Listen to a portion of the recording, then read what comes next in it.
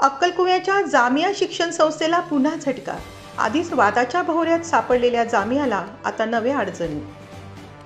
आदिवासींकडून बेकायदेशीर पद्धतीने जमीन हस्तांतर प्रकरणात एका वकिलांनी केलेल्या एका दाव्यात न्यायालयाने ती जमीन मूळ आदिवासी कुटुंबियांना परत करण्याचा निर्णय. अक्कलकुवा तहसीलदारांनी आदेश पारित करत या जमिनीवरील सर्व व्यवहार बेकायदेशीर ठरवत ही जमीन मूळ मालकांना परत करण्याचे आदेश पारित.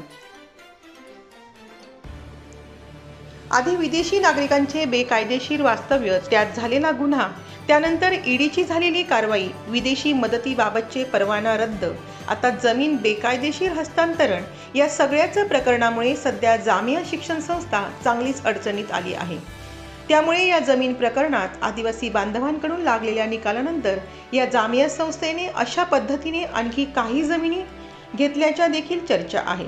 त्या प्रकरणात देखील अडचण निर्माण होण्याची शक्यता आहे. याबाबत भाजप नेते किरीट सोमय्या हे देखील या संस्थेच्या विविध विषयांवर आरोप करत आहेत. त्यामुळे जामिया प्रकरणात आता काय घडते याकडे सर्वांच्याच नजरा असणार आहे. आदिवासी जनजागृती न्यूज चॅनल नंदुरबार.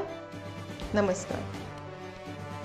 सदरच्या आदिवासीच्या जमिनी आहेत. दोघी गट नंबर मौजे पिपरीपाणी येथील गट नंबर 4A, 4-1, 4-2 जे आहे त्या मूळ आदिवासींच्या आहेत. त्या पुन्हा मूळ आदिवासींना मिळाव्यात या संदर्भातली आम्ही तक्रार केलेली होती.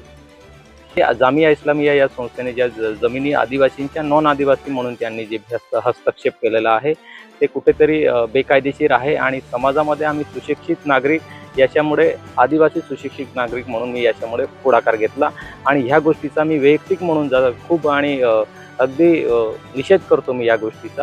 या आदिवासींच्या जमिनी अशा बेकायदेशीर लोकांनी बळकावल्या या संदर्भात बिलकुल मिळणार आहे. या संदर्भातला त्यांनाही सुद्धा अपील करायचा अधिकार आहे, परंतु महाराष्ट्र तहसीलदार यांनी आदेश केल्याप्रमाणे मूळ आदिवासींना देण्याचा महाराष्ट्र तहसीलदार यांनी आदेश केलेला आहे. तशी नोंद करून मूळ आदिवासींना, मूळ जे वारस आहेत त्यांना सदरच्या मिळकती देण्याचा महाराष्ट्र तहसीलदार यांनी आदेश केला. तशी कारवाई योग्य त्या स्तरावर झाली पाहिजे असा आदेश पारित केलेला आहे आणि ती कारवाई सुरू आहे.